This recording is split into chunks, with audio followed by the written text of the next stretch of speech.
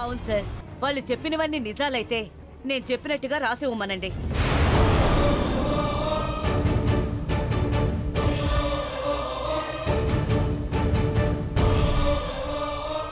రాసిస్తాను.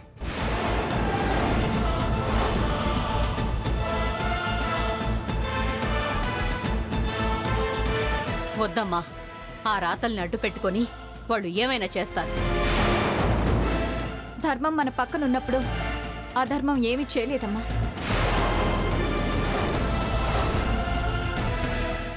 కాస్త ఆలోచించి స్నేహ.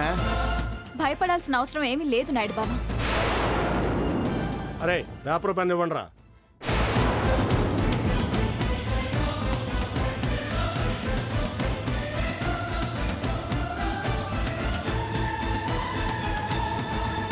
స్నేహ అనబడే నాకు నాయుడు బావుకు ఎలాంటి సంబంధం లేదు.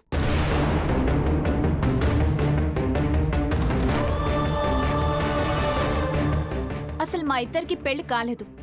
నాయుడు బావ భార్య కావేరి.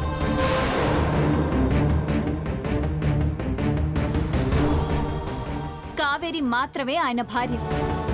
సర్వ హక్కులు అధికారాలు అన్నీ ఆమెకే ఉన్నాయి.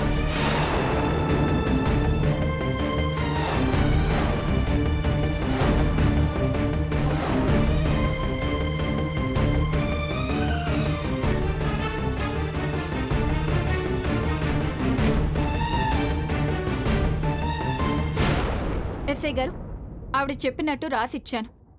ఇంతటితో ఈ కేసు క్లోజ్ చేయండి. ఇంకెప్పుడు ఈ ఊరికి రాకండి. అలాగే మేడం. ఇలాంటివి ఏమైనా ఉంటే మీరు చూసుకోండి, మమ్మల్ని మధ్యలో లాక్కండి. ఉంటానమ్మా, ఉంటాను సార్. చాలా థ్యాంక్స్ అండి. సారీ, శ్రమ పెట్టాం. Sorry sir.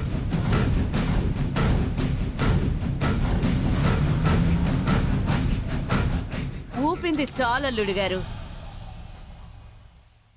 ఆ చేతులకు సంకెళ్ళు తప్పిపోయాయని సంబరపడిపోకండి. దాన్ని మించిన సాక్ష్యం స్నేహతో రాయించుకున్నాను.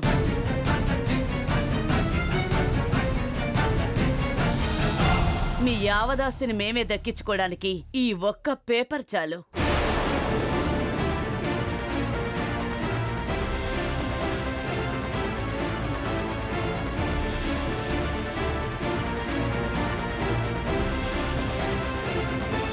ఊపింది చాలు పిన్ని గారు. పేపర్ చేతికొచ్చిందని సంబరపడిపోకండి. పేపర్లో సంతకం ఎవరిదుందో కాస్త కళ్ళు తెరిచి చూడండి.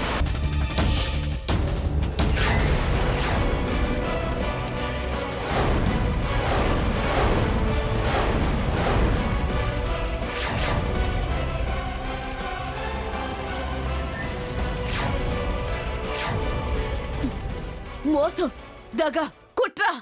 నోర్మయ్,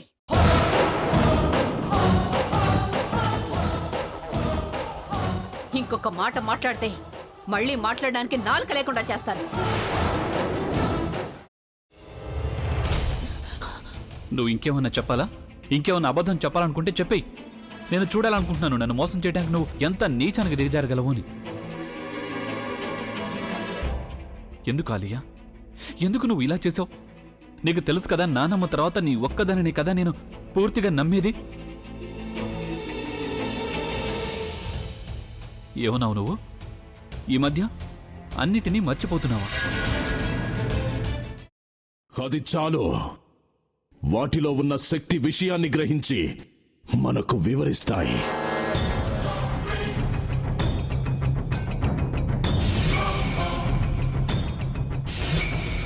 ఎవరు ఆ దండ విప్పొద్దు, గది తలుపులు తెరవద్దు.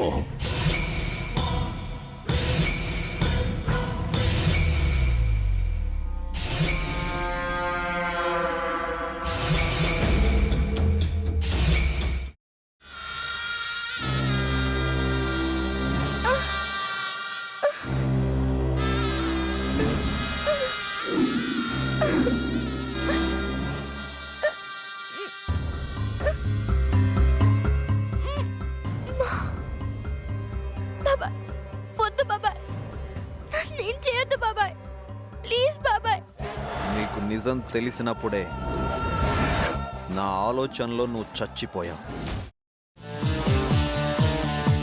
అబ్బా ప్లీజ్ కొంచెం తినండి ప్లీజ్. భీమారావు గారు మీరా? ఇగో మీరా కాదు సక్కుబాయ్ అవును మీ పనామే లేచిపోయిందని చెప్పి కంప్లైంట్ ఇచ్చినావు కదా. రేయ్ ఆయన కంప్లైంట్ ఇచ్చింది లేచిపోయిందని కాదు, కనిపించడం లేదు అని. అచ్చా, అట్లానా? సరే మేడం. ఇడియట్. ఆ వంట మనిషి పేరేంటన్నారు? రత్తాలు మేడం.